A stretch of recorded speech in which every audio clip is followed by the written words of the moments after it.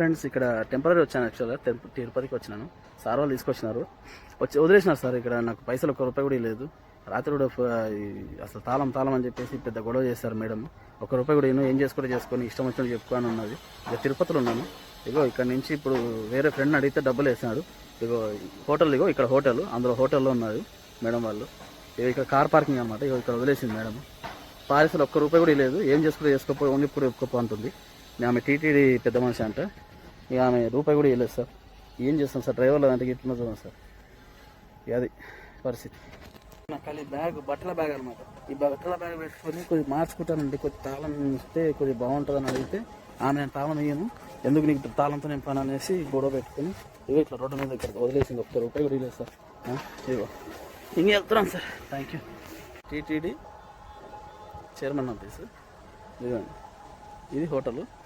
ఈ హోటల్లో దిగారు మేడం వాళ్ళు.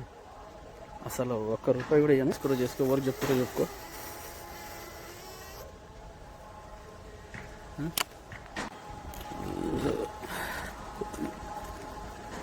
ఈ హోటల్లో దిగారు మేడం వాళ్ళు. సుధాకృష్ణ నిలయం ఆ హోటల్ అండి.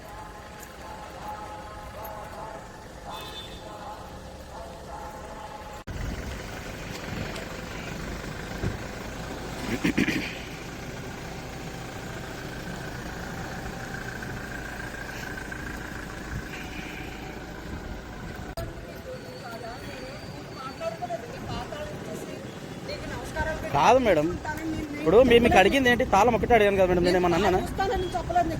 కార్ తాళం ఇవ్వకపోతే డ్రైవర్ ఎక్కడ ఉంటాడు మేడం? కార్లా ఎక్కడ ఉంటాం? బయట ఎక్కడ నిలబడతాం? రోడ్ల మీద నిలబడతామా? ఇది రోడ్డు కాదా మేడం? పార్కింగ్ లో అంత రోడ్డు కాదా మేడం? నువ్వు కార్లో కూర్చోడానికి, కార్లో పడుకోవడానికి కాదు. ఇక్కడ నువ్వు పట్టకాగలు 9ంటికి నువ్వు కార్లో పడుకుంటావా? నేను పడుకోవడానికి అడగలేదు కదా మేడం. బట్టలు మార్చుకున్నా సార్, ఫ్రెష్ అప్ అవ్వాలి కదా మేడం. మార్చుకుంటావా? నువ్వు కార్లో మార్చుకుంటావా?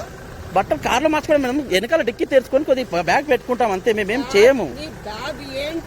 బట్టల బ్యాగ్ మేడం. ఈ బ్యాగ్ పెట్టుకుంటాము కదా. ఈ బట్టలకి అంత విలువ ఉంటాయి, నాకు ఎన్నో విలువైనవి ఉంటాయి. నాకెంత ఉండాలి? నేను అట్లేం కాదు మేడం. సరే సరే మేడం. సరే మేడం. ఓకే సరే మేడం.